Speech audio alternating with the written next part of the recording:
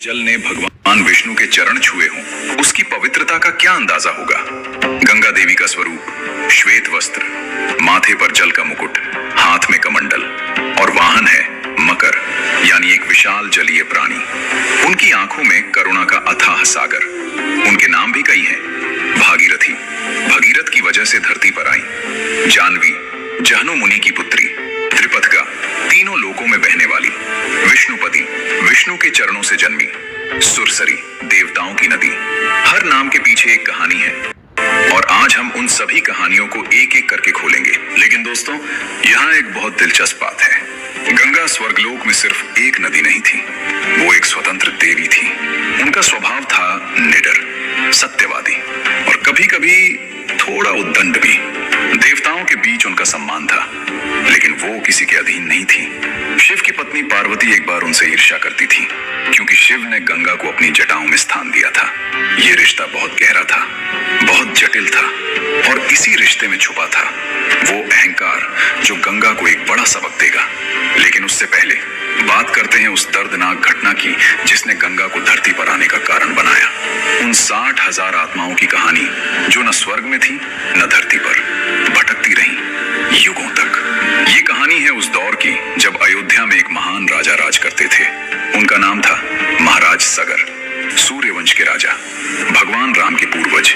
इतने शक्तिशाली कि उनकी सेना का नाम सुनकर दुश्मन कांपते थे। सगर ने ठाना, मैं अश्वमेध यज्ञ करूंगा। अश्वमेध यज्ञ यानी एक पवित्र घोड़ा छोड़ा जाता है। जहां भी वो घोड़ा जाए वो राज्य राजा का हो जाए। कोई रोके तो युद्ध। सगर की ताकत देखकर देवलोक में हलचल मच गई।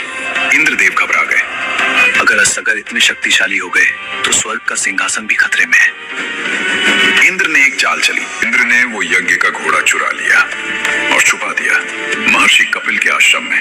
वो महर्षि जो इतनी गहरी तपस्या में थे कि उन्हें बाहर की दुनिया की कोई खबर नहीं थी। सगर के 60,000 पुत्र थे, राजा के 60,000 पुत्र। सुनकर ये अंदाजा लगाइए कितनी बड़ी शक्ति थी। वो सब निकले घोड़े की तलाश में। पूरी पृथ्वी छान मारी, पहाड़, जंगल, समुद्र, हर जगह ढूंढा और आखिरकार पहुंचे कपिल मुनि के आश्रम में। वहां घोड़ा था और पास में एक ऋषि ध्यान में बैठे थे। 60,000 पुत्रों ने सोचा, यही चोर है। उन्होंने तपस्या में लीन महर्षि को अपशब्द कहे, ऋषि को जगाने की कोशिश की, धक्के दिए, चिल्लाए और तब कपिल मुनि की आंखें खुली। वो आंखें जो वर्षों से बंद थीं, वो आंखें जिनमें हजारों साल की तपस्या की अग्नि थी। उन्होंने उन 60,000 पुत्रों को देखा। एक पल, बस एक पल और अगले ही पल 60,000 पुत्र राख हो गए। बिना किसी हथियार के, बिना किसी युद्ध के, बस एक क्रोधित दृष्टि और सगर के 60,000 पुत्र इतिहास बन गए। दोस्तों, जो इंसान बिना अंतिम संस्कार के मरता है वो मुक्त नहीं होता। उसकी आत्मा भटकती रहती है, न स्वर्ग में जा सकती है न धरती पर रह सकती है। 60,000 आत्माएं, सगर के वो पुत्र युगों तक भटकते रहे। न किसी लोक में जगह मिली, न मोक्ष मिला। उनकी मुक्ति का सिर्फ एक रास्ता था, गंगा जल। अगर गंगा का जल उनकी राख को छू ले तो मुक्ति मिल सकती थी, लेकिन गंगा स्वर्ग में थी और उन्हें धरती पर लाना असंभव लगता था। यहीं से शुरू हुई 3 पीढ़ियों की वो यात्रा जो हजारों साल चली और एक भगीरथ पर आकर पूरी हुई। सगर के बाद उनके वंशज एक एक करके कोशिश करते रहे। अंशुमान, सगर के पोते, उन्होंने तपस्या की वर्षों तक, लेकिन सफल नहीं हुए। दिलीप, अंशुमान के पुत्र, उन्होंने भी जीवन लगा दिया, लेकिन गंगा धरती पर नहीं आई। 2 पीढ़ियां बीत गईं और तब जन्मे भगीरथ, दिलीप के पुत्र। जब भगीरथ को पता चला कि उनके पूर्वज 60,000 आत्माएं अभी भी भटक रही हैं, उनके मन में एक संकल्प उठा, चाहे कुछ भी हो जाए, इन आत्माओं को मोक्ष दिलाना है और उसके लिए गंगा को धरती पर लाना होगा। भगीरथ ने राजपाट छोड़ दिया, महल छोड़ा, सुख छोड़ा, परिवार छोड़ा और चले गए हिमालय की ओर। वहां शुरू की ब्रह्मा जी की तपस्या। वर्षों तक एक पैर पर खड़े रहे, ठंड में भी, गर्मी में भी, तूफान में भी। भोजन नहीं, आराम नहीं, बस एक ही धुन, गंगा को धरती पर लाना है। और आखिरकार ब्रह्मा जी प्रकट हुए।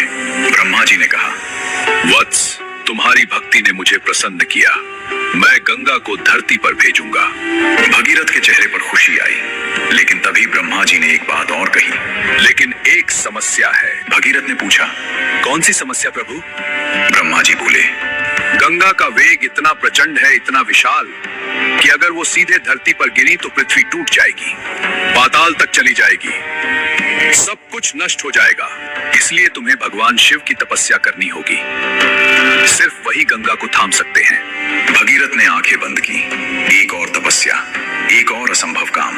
लेकिन भगीरथ डरे नहीं। जब तक काम पूरा नहीं होता रुकूंगा नहीं। इस बार वो पहुंचे कैलाश पर्वत पर और शुरू की महादेव की तपस्या। शिव की तपस्या करना आसान नहीं था, लेकिन जब भक्ति सच्ची हो तो शिव को पिघलते देर नहीं लगती। एक दिन कैलाश पर कंपन हुआ, नीली रोशनी फैली और भोलेनाथ प्रकट हुए। शिव ने भगीरथ को देखा। उनकी आंखों में अटूट विश्वास था। शिव मुस्कुराए। ठीक है भगीरथ, तुम्हारा संकल्प मैंने देख लिया। मैं गंगा को अपनी जटाओं में ले लूंगा। दोस्तों, अब आती है इस पूरी कहानी की सबसे दिलचस्प बात। जब स्वर्ग लोक में यह खबर पहुंची कि गंगा को धरती पर जाना है और शिव की जटाओं से होकर गुजरना है, तो गंगा ने क्या सोचा? गंगा ने सोचा, मैं शिव की जटाओं से होकर जाऊंगी। मेरा वेग तो इतना है कि मैं शिव को ही बहा ले जाऊंगी। देखते हैं शिव क्या करते हैं।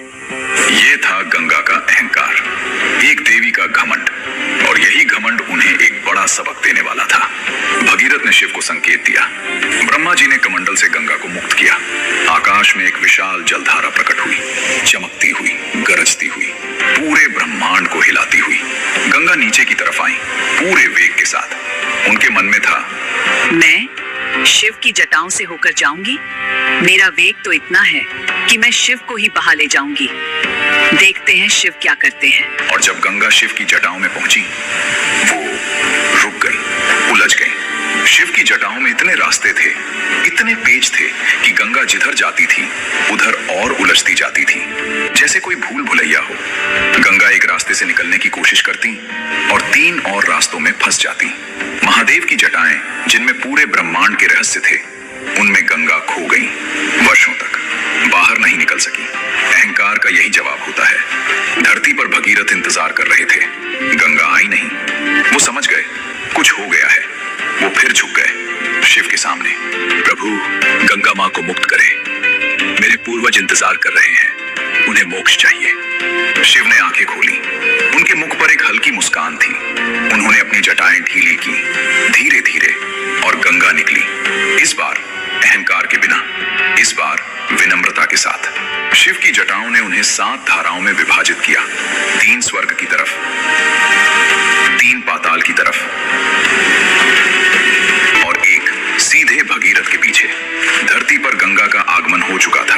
भगीरथ आगे चले, रथ पर सवार, राजसी वेश में, और पीछे पीछे बह रही थी गंगा। पहाड़ों से होती हुई, घाटियों से गुजरती हुई, जंगलों को पार करती हुई। जहां जहां गंगा गई वहां जीवन आ गया। सूखी धरती हरी हो गई, पशु पक्षी खुश हो गए, लोग दौड़कर गंगा का जल लेने आए। ये था गंगावतरण, वो पल जो इतिहास बन गया। लेकिन दोस्तों, रास्ते में एक और रुकावट आई, और इस रुकावट ने गंगा को एक नया नाम दिया। महर्षि जाहनु, एक महान तपस्वी, अपने आश्रम में यज्ञ कर रहे थे।